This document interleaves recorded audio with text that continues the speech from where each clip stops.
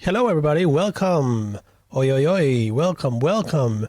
GSG Talk number 10, the big 1-0. Thank you very much, everyone, for joining. Before we start today's GSG Talk, I just want to thank everyone that made this possible. We started this with a very basic idea, and thanks to all your different inputs, this has evolved very nicely. I hope we can get at least a couple of dozen more of these, because we're having a lot of fun.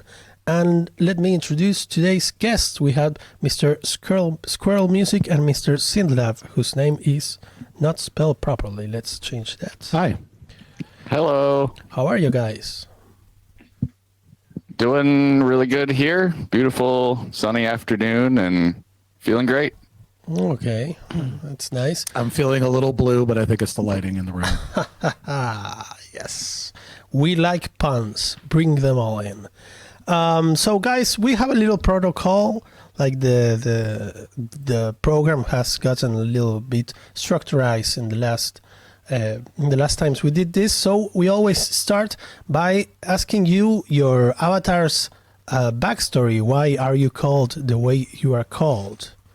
Let's start with you, Mr. Squirrel. All right. Well, let's see. I'm Squirrel. And I'm from Boise, and the reason I'm called what I'm called is, goodness, I was 10 years old, and I was watching the movie Ice Age. And that's where it all started, is there's a character on that movie named Scrat the Squirrel, who I just was crazy about. Basically, this character was like everything I could think about for some reason. You know, you're 10 years old. You're like, oh, this character is incredible. And that kind of started me down this interesting journey of animation, interest in squirrels, interest in the Ice Age story, became known as like a squirrel person with the friends, and anyway, just kind of grew up with this nickname of Scrat the Squirrel, and eventually I was like, well, I'm making this music, and people already know me as this avatar person, you know, thing, so why not just roll with it as a musician name. Tried to be somewhat modern and edgy, and use a 5 and like 4-letter shorthand, and that's really just the story of the name. I mean, behind that, the music I create is just doesn't have anything to do with squirrels. There's no real reason why the name is Squirrel Music, other than I really like squirrels, and I kind of grew up with this nickname, and just kind of make music, under a moniker. So I guess that's kind of the history behind that. Have you asked the squirrel community what they think about your music? Have you got their input? I've reached out to a few Facebook groups in the past and said, hey, check this out, gotten small feedback, people saying, hey, good job, or people saying, hey, not my style, but cool. And it's been a while. Maybe I could do it again. Maybe there'd be better reception. 'Cause I guess the tracks I posted before were, I knew a little bit less about track composition and sound design, and anyway, so maybe something more modern would refresh the hype. Maybe we can get the squirrel community on board. That's a great idea, KP. Yeah, I was talking about actual squirrels, though. Oh, see, by community, I was thinking you meant fan community. That's my mistake. Oh. But I have not asked the squirrels directly. Okay. There's another idea. I need to. Skullsy says you should offer them nuts. I think that's the best way to be. Yeah, I think that's bribing. give them like a nut USB drive. I'm sure they have a supercomputer somewhere. Because they are destined to take over the world. Yes, they are. They can fit like 5 walnuts in their mouth. Why wouldn't they control the world? Exactly. I mean, anyone who can fit 5 walnuts in their mouth should be able to control the world. Yes, yes. How about you, Synth Lab? What's the story behind your name? Well, before I tell you, I just want to mention that DNK TRL loves a good set of nuts. Okay. He said it. It's right there in the chat. You can read it. I already know. Can you fit 5 walnuts in your mouth? Yeah, actually, tell us. It's probably a Danish thing, but so yeah, my as with all monikers I've used for my music projects, the names always seem to stem from kind of a joke or an inside joke. And for those of that watched my stream since the beginning, most of you know it used to be 2 people. It's now just me. And just so everybody knows, there was no bad blood there. It's just no band lasts forever. And we had a friend over to the studio one night, and he had a few drinks, and he just kept going off about how it's a laboratory. It's a laboratory. And so when we decided to start streaming, we were like, Synth Lab. It's a lab full of synths. So it's really, it's no more than just that. Okay. It's just it's a little bit smaller now. And the people who saw the old stream knew that it used to be a living museum of all these vintage synthesizers. And my friend who I did that project with at the time is a collector and also a genius with buying the old beat up synths and fully restoring them electronically and cosmetically. I do miss having them around. Okay. What was that project about? Besides making music, did it have a plan or a specific objective? No, he's just a collector. Oh, okay. He wants all the synths, all the classic vintage synths, and also the modern stuff too. His modern gear is quite impressive as well. Okay. That's awesome. I actually didn't know that before, and that's really cool how he takes all these old vintage synths and restores them, and then y'all were performing some incredible music together with using those retro synths. I agree. Plus all the modern stuff, the modular and the guys you see behind me. But yeah, it was a great run we had. I've been in many bands with that guy. Let's see, what do people call him? Jeff. Yes, they refer to him as Jeff. And Jeff is a good friend of mine, and he's a fabulous musician. And is he on restoration Twitch? No, he's decided that Twitch is not for him. Oh.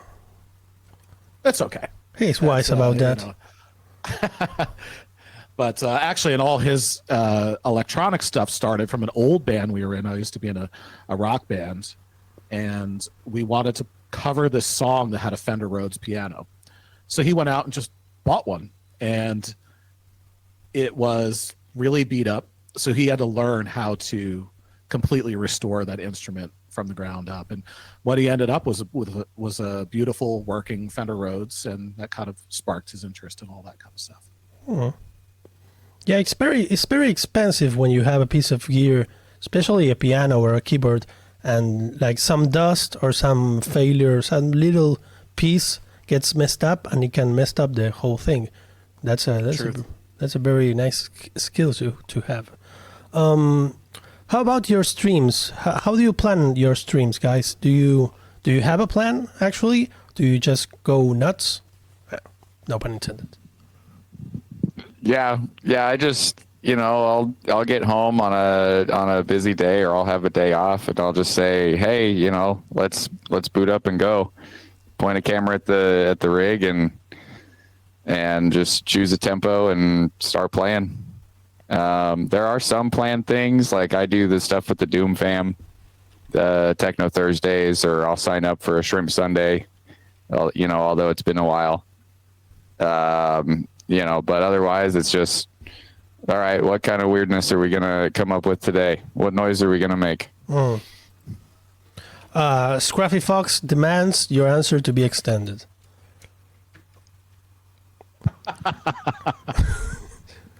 Okay. How do I extend this? Well, Maybe say the same thing with different words or in another language.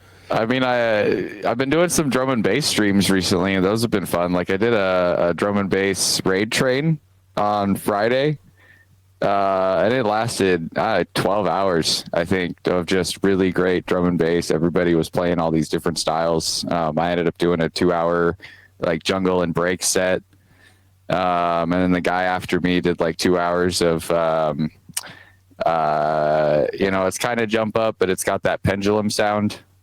That's the only way to describe it. There's a lot of music with the pendulum sound. There are a bunch of artists I hadn't heard before.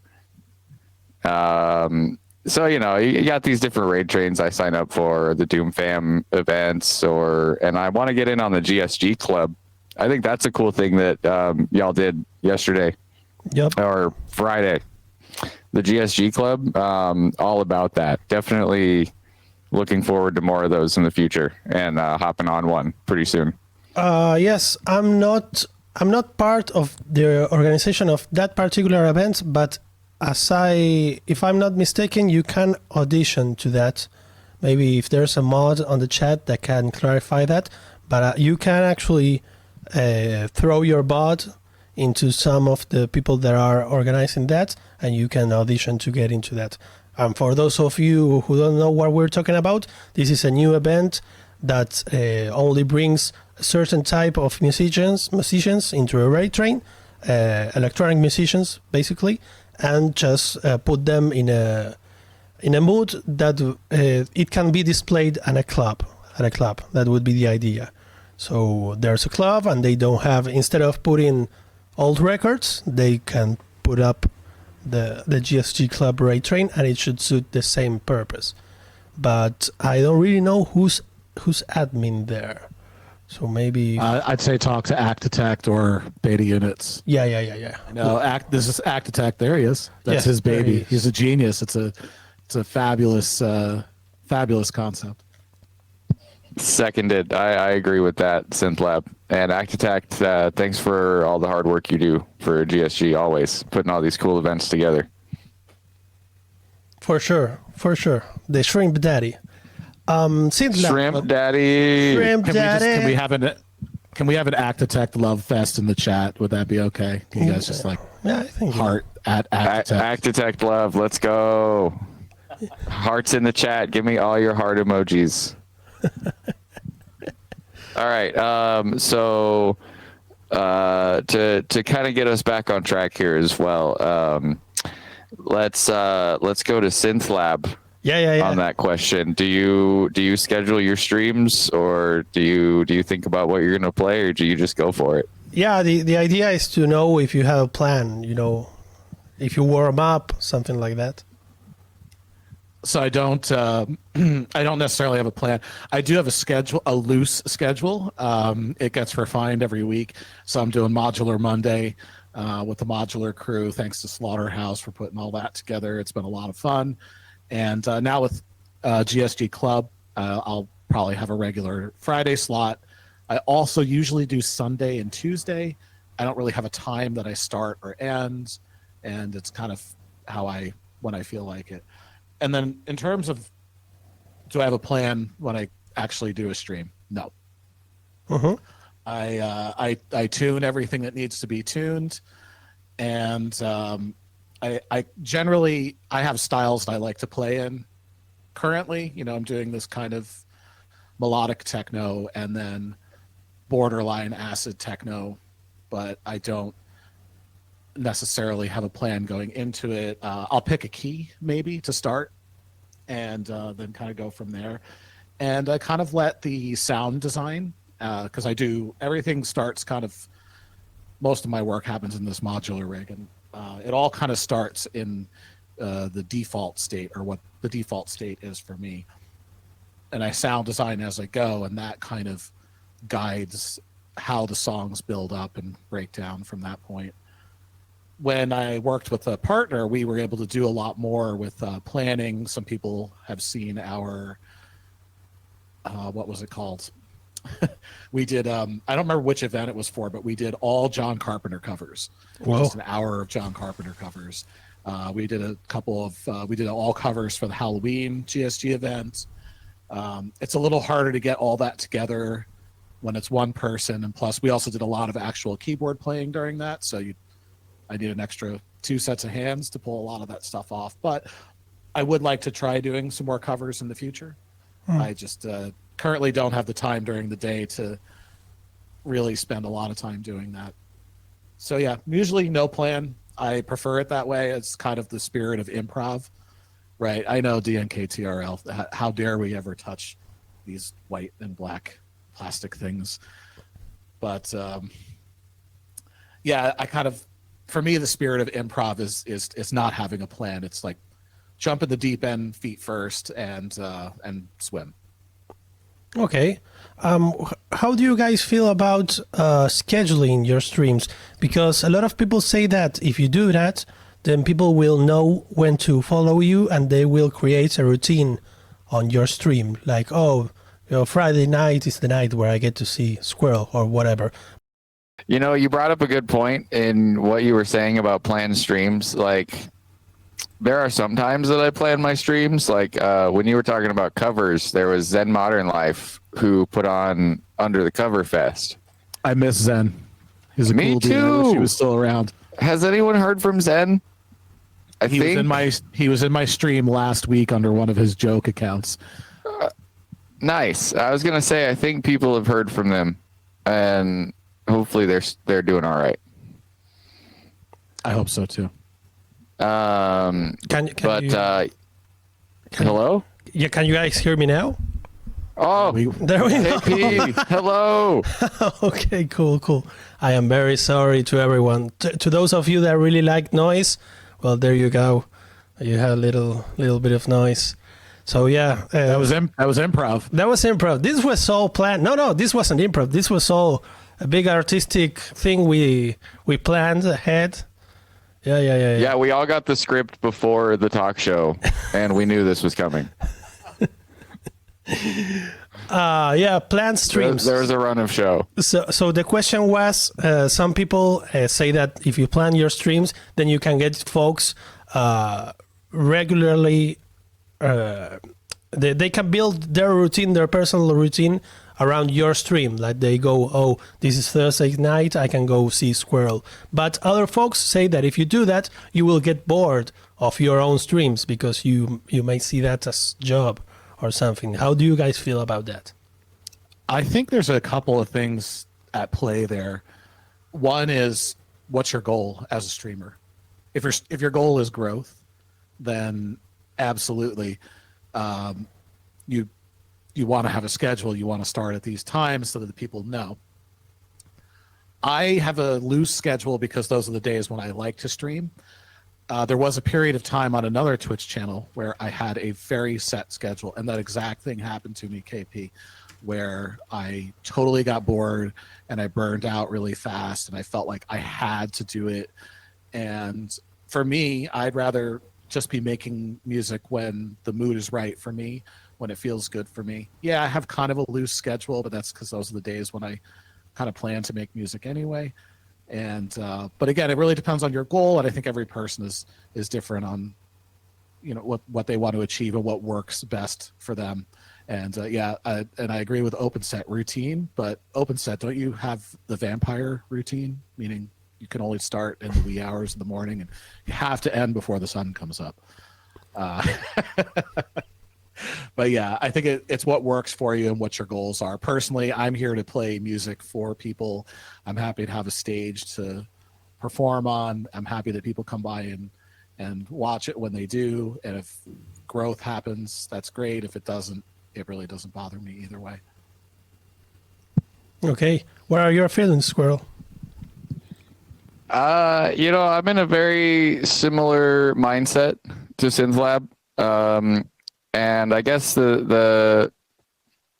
I sometimes want to plan routine schedules, right? I want to play on Sunday mornings because typically that has been a good time slot to play in the past. And I feel like, if there have been people that have routinely come on a Sunday morning that I don't see at other times of the week, to that point. But as we were kind of discussing prior, my day job makes it difficult to maintain a routine. And so in that regard, I kind of have to set the desire to have a routine on the side, and play music when I get home, when I'm available, when I don't have XYZ other things to do, and the mindset is right. And it's not forcing yourself to play music, but it's more like doing it because you want to. And I never want to be in a spot where I have to like boot up and play a set when I'm not mentally, emotionally, physically like ready to play a set. And amen to that. And there have been times where I've signed up for like the Synthon or like a Doom Fam event, and then you get to that time slot and you're just like, I don't really feel like doing this, but here we go. And it just makes it a little bit harder, I think, on you as a person and a musician. Like if you can't put your all into it, it's maybe not worth it in a way. Yeah. And it just kind of feels bad at the end of it. But you always got to look at those as like, okay, this is a 1 in a million, or 1 in 50 times I'm jamming, this happens. And just like, okay, well, it was a bad day, let's move on. Someone that worked in the theater industry told me that being an entertainer involves entertaining folks when you don't feel like it. That's what makes you a professional. But not everyone wants to be an entertainer also. Some people just want to jam. So I don't know. I want to remind everyone that if they have some questions for our guests, you can drop them on the chat. Also, if you have something to add to whatever it's being said, that's, works the same with parenting, says Actitet. I make about 2 tracks a year, maybe. Okay. So we hit a little soft spot. How did you guys start streaming? What was the first time that you did it, and why did you did it? Let's start with you, Squirrel. So this one, I guess, is a pretty simple answer. We experienced COVID worldwide, and of course that was a scary event for a lot of people. But my job had experienced a freeze at that time. We were granted some stimulus money from the United States government. Whether you agree with that or not is just kind of a black and white statement. I got some extra money and I was temporarily laid off from my job. And so I was like, well, I'm going to use this money to invest in some streaming software, some gear and a camera and a microphone, and try to find income through other means because I don't know when I'm going to get my job back. And at first I was playing video games. I spent about 6 months on Twitch playing games. Is that right? And not jamming. Yeah. What video games were those? Did you have any favorites? I think at first I was playing Overwatch because I was into casual Overwatch at the time. However, I'm really bad at the game. So it was mostly just me getting creamed the entire time. That's entertainment also. And then there would be other times where I'd play old school retro games. I think I did a month or two where I was playing Super Mario 64, trying to get 127 stars. Nice. Because it's not hard to beat the game and defeat Bowser in a day, but it takes a little while to get. Well, I'm not gonna say a day because I didn't have that much time. But anyway, it was fun playing Super Mario for a while. Long story short, decided, I don't want to play games. I want to make music, and switched over to making music. And at that point, I met like Devolta and Bleep Temple, who kind of introduced me to the very early versions of the Golden Shrimp Guild.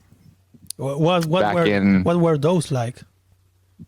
There was a lot more DJ streamers as part of the Golden Shrimp Guild, and it was like hybrid DJ music producers who would kind of jam a little bit and do software production and DJ.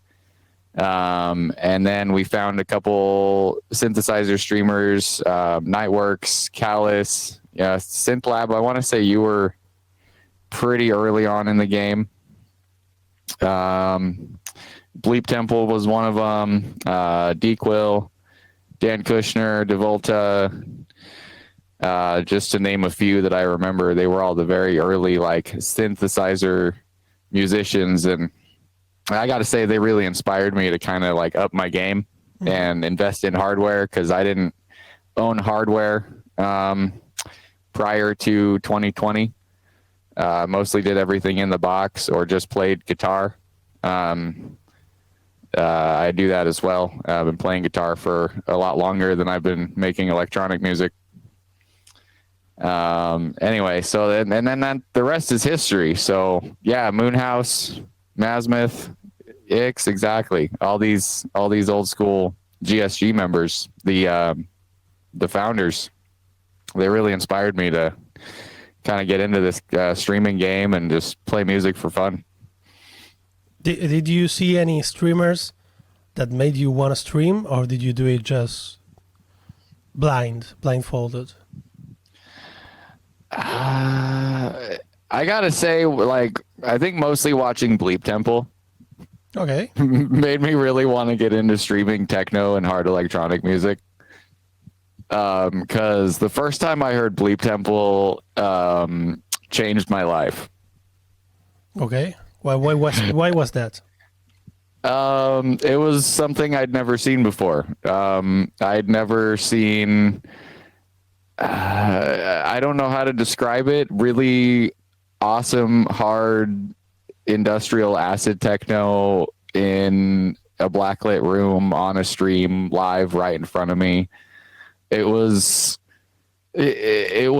one of the most unique streams I had seen up until that point. Mm-hmm. And I was like, well, I want to make hard industrial acid techno with cool visuals on a stream. So I guess that just really inspired me to dig deeper into it. Okay. How about you, Synth Lab? Why did you start streaming? How was that story? And did you see anyone that inspired you into doing it? Well, I started streaming during the pandemic, as a lot of us did, because we were scared and alone and needed something to make life a little brighter. And where it actually started for me, though, is I have a couple of DJ friends who wanted to start streaming on Twitch. So they got in touch with me. They said, "Oh, Synth he's a tech guy. He can figure out all this streaming stuff." So I produced events for them, essentially. And they were fun, and I saw how much fun they were having with it.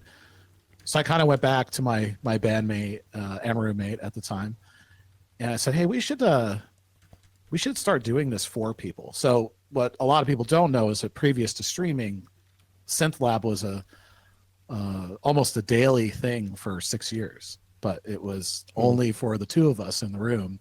We have all the recordings. It's all multi-tracked and all that kind of stuff. And I said, maybe somebody would be interested in seeing this. And I think Twitch is a cool platform. It's got really neat interactive tools and things like that. So we started in August, I think 3 years ago, to, as most new streamers do, to no viewers at all. I think it was, my own cell phone and my mother watching from her house. And one day as I like to do, I like to go to the music category on Twitch and sort it by least to most viewers. Oh yeah. I like to find small streams that are doing something unique, or especially I'm always looking for in that little screenshot, like, is there a synth in there? Is this a synth person? And I was scrolling it one day, and I see the title of Synth Fest. I said, what's this? There was like 40 people watching. And I click in, and I'm watching. And I was like, oh, it's my people. I found them. I didn't think they'd be here, but they're here. And I started talking, and I got to meet, I got to know Actitect and Bleep Temple. And then 2 months later, we were doing our first Synth Fest with much anxiety and stress, because what we did was strange and unusual. Still, what I do, I find to be strange and unusual. But yeah, that's how I found the Shrimp Guild, and kind of where the streaming thing started. And I really do get a lot of enjoyment out of streaming, because it's your own stage to perform on. You can decide who can be there and who can't. I want everyone to be there and enjoy, and I don't have to break all this stuff down and move it around all over the place, because I've gigged. I did the gigging thing in my late teens and early 20s, and just carrying all the equipment around and plugging wires in day after day, just it gets boring after a while. So this is the cool thing about streaming, is you can walk into your studio, turn on your stuff, press start, and play music for people who want to come and listen to it. Did you ever, during these little fishing trips did you saw something really weird in these categories? Because I've done that, and I've found cool streamers that are starting, and I also found streamers that deserve to have 0 viewers because they are so strange. Yes, absolutely. Both things have happened. I discovered, everybody knows Ryu from Japan. I discovered him very early in the morning before work. I was like, I need some music, and I started looking through the low end of the view count on Twitch and found him, and then who was also in the chat, Masmith, was there. He has good taste, and so that was a cool find. And yeah, there is a lot of, and I don't want to talk bad on anybody who puts it out there and has the courage to stream and put their music or their image out there. But yeah, there are a lot of streams out there that probably won't see a lot of views because they're scuffed, or their content isn't quite up to anyone's standards. I say this, and I personally don't find my content to be up to anyone's standards. I'm glad some of you enjoy it. But yeah, I do find a lot of DJ streamers I like that way as well, small DJ streamers. And I can't think of anybody else right off the top of my head right now that I found just that really sticks out that I found there, other than Ryu. And I think that's Nightworks. I'll send you his link. Okay, can we get the spelling for the Japanese streamer? Yeah, let me find his channel for you. Okay.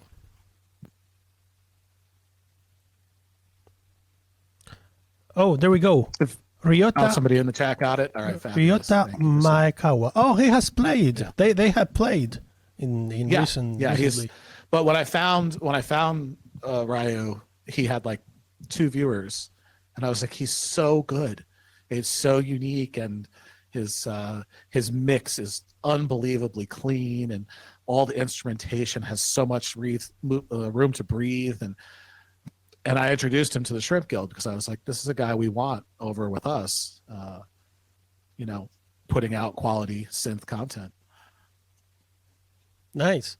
Can we talk gear a little bit? I see you both are surrounded by gear.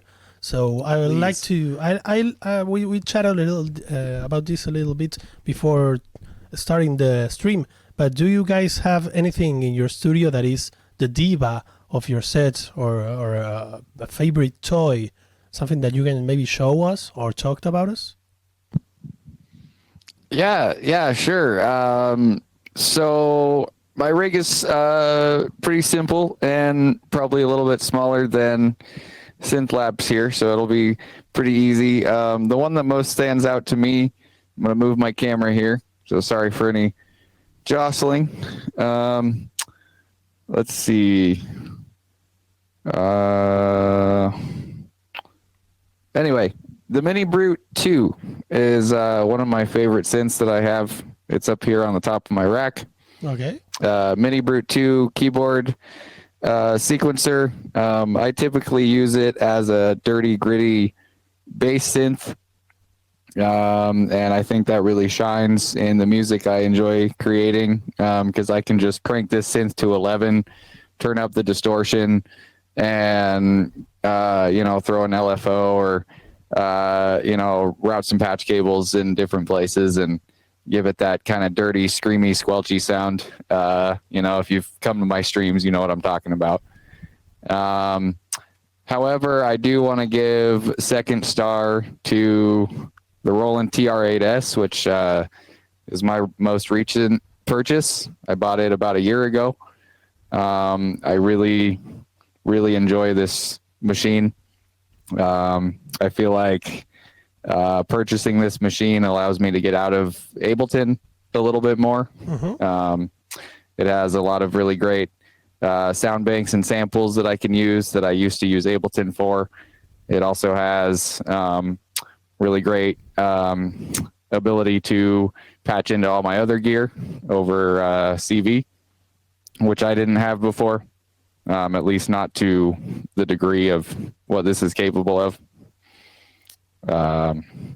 So yeah, those are my two favorite pieces of gear. I got my gritty bass on the Mini Brute 2, and then the Roland TR8S, which is kind of my master clock, drum machine, sample bank, crazy weird sounds.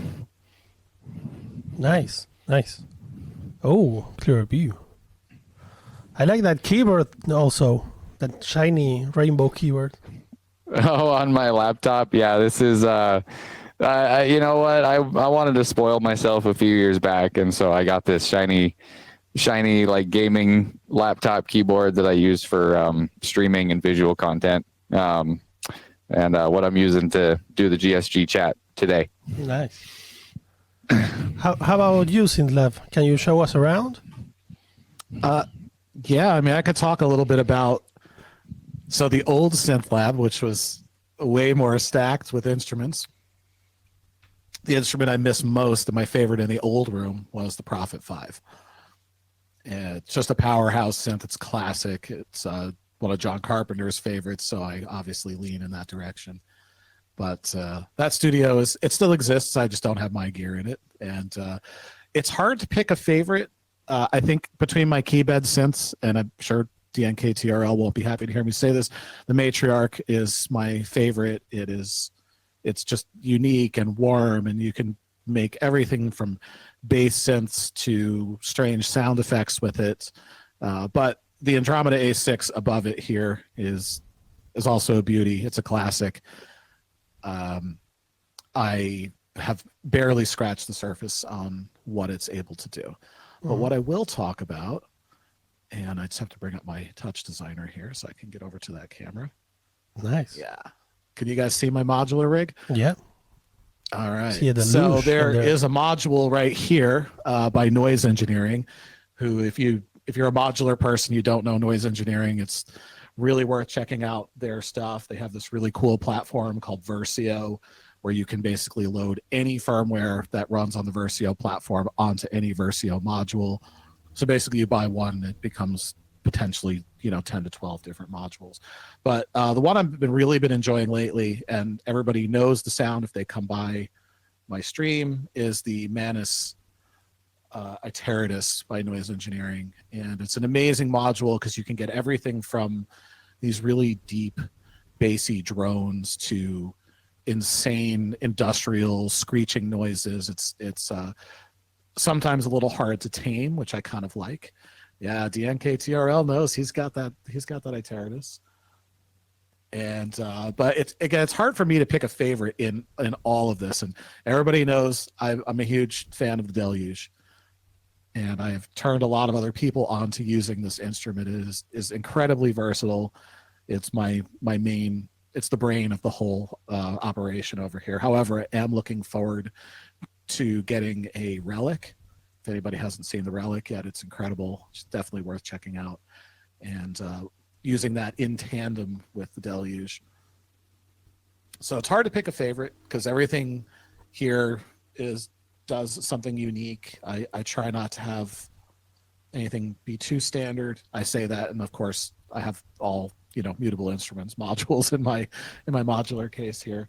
I'm also a really big fan of the DFAM, the drummer from Another Mother, because every time I touch it, I get a different sound out of it, and I like synths that are hard to replicate the same sound over and over again. Like, no presets is totally fine by me. Let me design that sound and let that sound drive my improv. Nice. Honestly, I've had the DFAM on my wish list for a while. Like, if I'm gonna invest in my next piece of gear, it's probably gonna be the DFAM. I've just really loved the percussive, crazy sounds that come out of that machine. Yeah, it would be a fit for you, Squiz. I think with your style, I think it would mesh very well in there. Yeah, and thank you, and I agree. So I'm really hoping to pick one of those up soon. It might be a year out, but buy used. There's nothing wrong with buying used synth gear. I'm just going to put that out there. I think it's very few things up that you see here were bought new. So except for the Deluge, I wanted a nice shiny. I wanted to open that box and. That's fair. I think everything I own currently I've purchased new, so maybe I'll look at Reverb for a DFAM here coming up. Well, this is an interesting argument. What are the risks of buying used things? I can think of a few things, but what's your experience with that? I have had a great experience with buying used gear. The risk you run is no warranty, right? Right. But I have had a great experience, especially if you buy off Reverb and you buy from good people. If you're a modular person, it depends on what your standard is, because a lot of modular people, they don't want a module with any rashing. Do you guys know rashing? I can't show it, but basically when you put the little screws down into the module, it makes a little ring, and that's called rashing if you don't use a washer to prevent that. So a lot of module collectors don't want that. Personally, I don't care. It's cosmetic if the module works. And the other thing is that even if you haven't done it, electronics repair, it's not super difficult. So a lot of things aren't super difficult. So you can replace components, or you can solder a wire down that maybe popped loose. But I'm trying to think what the oldest. I mean, like this Andromeda A6, right? That's from the early 2000s, late 90s, I think. And I got it as a gift from somebody. It was their brothers. They had passed away. He knew I was a synth guy, and he's like, this would be a good home for this synth to go to. And when I got it, it had like an inch of dust on it. I took the whole thing apart, cleaned it, and it works perfectly. So I guess I've just had a good luck of the draw with used gear. But I know your opponent is a big fan of buying used equipment. We talk about it all the time. Like, you send each other links like, hey, look at this thing on Reverb and how cheap it is because it's used. So, and I know, I think Total Robin is a fan of used gear as well, but there is something to be said for buying the new thing, and you get to open the box and it's all shiny and smells new, and you get the warranty, right? That's the biggest pro, I think. But if you find equipment that was well taken care of in a smoke-free studio, I think you're totally safe to buy used stuff. Yeah, also sometimes it can be difficult to recognize the difference between something that is new and something that has been refurbished. I've known a couple of fellows that used to sell refurbished things as new and never got into troubles. So maybe by buying new, you are also buying old and you just don't know it. It's very possible. Well, how do you feel about that, Squirrel? That's a great question. Honestly, I've been kind of sitting here thinking about how I feel about it for the last few minutes, and I gotta say, it comes down to I don't really have much experience buying used equipment, so I don't really have an opinion on used equipment because I don't have any good or bad stories to tell on buying used equipment. As mentioned before, all my hardware I've purchased or received brand new, with the exception of a few like hand-me-down pieces of gear from friends or family. I guess my opinion is neutral. just in the sense that, I can't say I've had any experience with buying used gear. Okay, but to make I will mention that Actitect said depends on the brand. So don't buy used Behringer. I said the B word. Don't buy used Behringer unless you're buying a fire extinguisher with it. Well, why is that? Can you elaborate? Well, Behringer makes some really cool stuff, but they are notoriously cheap on their build quality. So I feel like they of Behringer equipment in someone's hands over the years get knocked around. But what's the specific problem with their way of fabricating? Do the cables rip up? What happens to the gear? That's a good question. I don't think I can answer that. Yes, and don't support rip-off artists as well. Yeah. I couldn't tell you. I could tell you that I had a little Behringer mixer that I got brand new, and 2 weeks into using it, I saw the puff of blue smoke come out of it for no good reason at all. So, needless to say, my faith in Behringer was shattered that day, and then I'm sure there are plenty of people in the chat who can tell you other things like scratchy pots, Fragile says. Yeah, there's a liquid you can use for scratchy pots, right? There's a kind of oil. Yeah. Deoxit is your best friend. Oh, Deoxit is fantastic. Highly recommend. Good stuff. And also goes great on pasta. and also YouTube, right? Because there's a tutorial for every piece of equipment on how to dismantle it and whatever. Squirrel, I know you said you didn't have any opinion, but can you create one that is very controversial so the stream goes more fun? Are we not having fun? Yeah, used gear sucks, new gear only. Thanks. I'll go hard leaning into the new gear spectrum. Yeah, that's good because we have both sides. Wait, let me get the light. Well, Squiz, since all your gear is now technically used and not new anymore, I think you should sell it to me cheap. No, I'm just gonna throw it in the garbage can. You don't even deserve this. Can you do a Cal? Can you just throw it out like a third story balcony window? Well, I do live on the second story of my apartment complex, so yeah, I got you. Next Synthon, I'll just throw all my rig out the second story window. You heard it here, people. It's happening. Make sure you allegedly. Make sure you always watch Squiz when he goes live for the entire time, because you never know. You might see a synth get thrown out the window. Allegedly. Allegedly thrown out the window. That will for sure happen. Allegedly. Yeah, it'll for sure happen. Allegedly. Use it, toss it. Super convenient. It's like, I really can't make the sounds I want with this thing. Throw it out the window.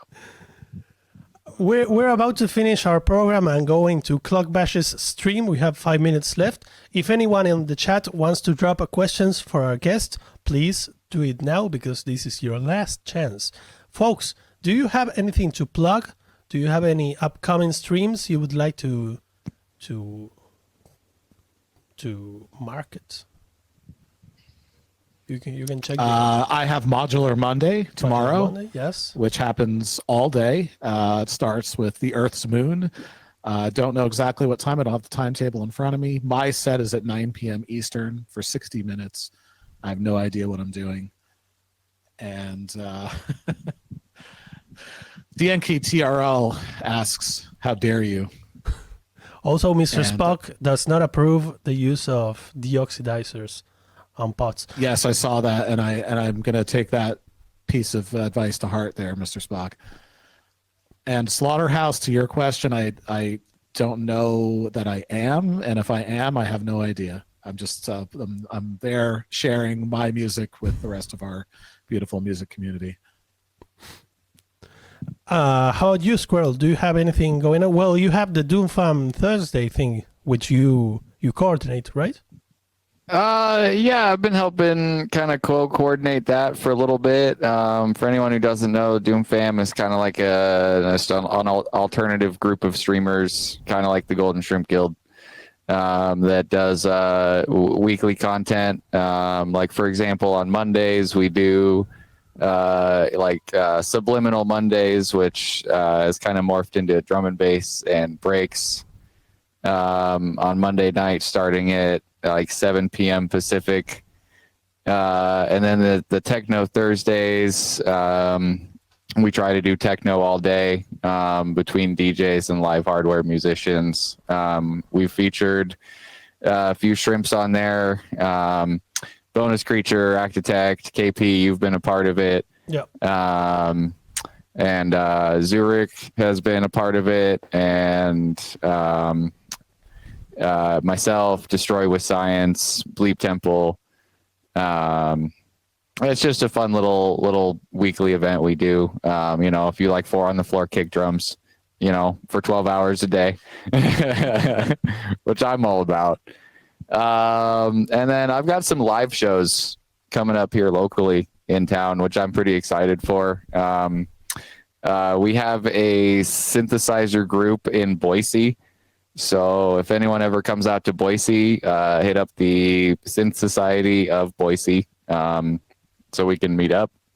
But we have a showcase coming up this Sunday where we're going to feature like 4 of our artists. We have Rusty Robot, Daniel Leone, Black Market Analog, and myself. After I say this, I'll try to type all those names in the chat. Okay. But yeah, we'll try to live stream it if we can. Otherwise, just follow the Synth Society and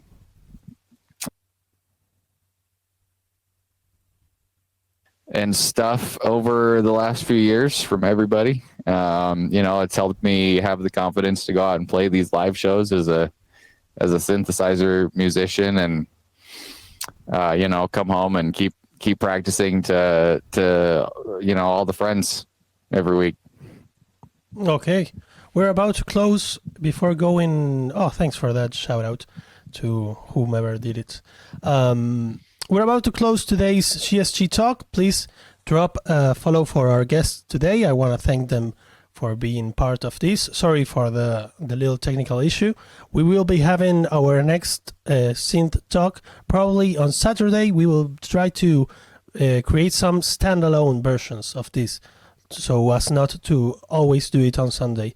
So be aware of that. And if you want to join this program, if you want to participate, please go to the Discord of the GSG, the Golden Shrimp Guild, and get into the Crustacean Talk channel where we discuss this little format. Before we go, we have 2 minutes, and one of the questions that we always ask, we should probably ask it today because there are some people that are new to streaming in the chat, like NTRX Live. Can you give a little piece of advice to people that are just starting this? I have a really good one. Okay. Turn off all of the metrics for Twitch while you're streaming. Don't look at that view count. It is not your friend. And if you can pay attention to chat and your activity feed, but those, for me personally, I know that starting out, those numbers were a source of stress. And if you turn it off and you don't pay attention to it and just enjoy yourself and enjoy the people that come by, it's a way more fulfilling experience. Yeah. That's a good advice. How about you, Squirrel? I definitely agree with that sentiment. Don't stress about the numbers and just start because you want to start. It doesn't take a lot to start streaming. You don't even need a camera on your face. You just put up a cool video. And if you want to play music or play games or chat or whatever you want to do, it doesn't matter the content. But if you're feeling it, really simple. We'll all help you out. And just do it because you want to. Okay, but we established earlier that to have a funnier stream, we need you to be more problematic with your statement. Can you rephrase that? Just don't stream. Nobody start streaming. We all need to stop streaming. So KP, just shut down the stream right now. We're canceling GSG Talk. No more Golden Shrimp Guild.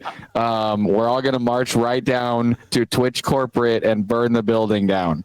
Great. Get rid of it. That's what I was. This is all part of Squiz's master plan to get everybody to stop streaming except for him. Exactly. Yes, and he'll be the only one streaming on Twitch. It's going to be crazy. Well, it's not going to be Twitch anymore. It's going to be Squiz.tv. Okay, I'm going to delete my channel right after this for you, Squiz. Please, everybody, boycott Twitch. No more Twitch. I'll set up the burn down Twitch corporate event. Keep your eyes open for that. We're all, I believe it's in San Diego. So we're all meeting at your opponent's house. Sounds like a plan. Thank you guys very much. Thanks, KP, for hosting and having us on. This is fun. My pleasure. Thank you, KP. Thank you, Golden Shrimp Guild. My pleasure. Goodbye, everyone. See you on the other side.